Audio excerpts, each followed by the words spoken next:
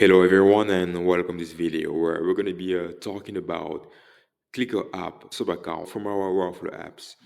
This tool is going to help you automate different actions directly from your workflow app for your Clickup account. So how do we set it up? You come here at the app marketplace, you search for the app, Clickup, you have Clickup subaccount. We go on Clickup, we go on install, allow and install. There's a API key required here, a token.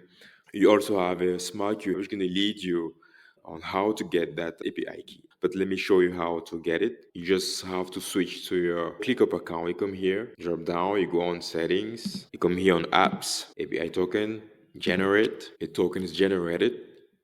You make sure you copy it, it's copied, and you switch it back to your sub account and get it pasted. It shows the plan and you confirm complete installation and you have on install. This means that the tool is already connected to your ClickUp platform. Now you guys are able to execute actions directly from your workflow app for your ClickUp account. This is very amazing, guys. If you ever have any question, feel free to reach out. Our support team was available 24/7. Thank you for watching this video and welcome to GHL Plugin.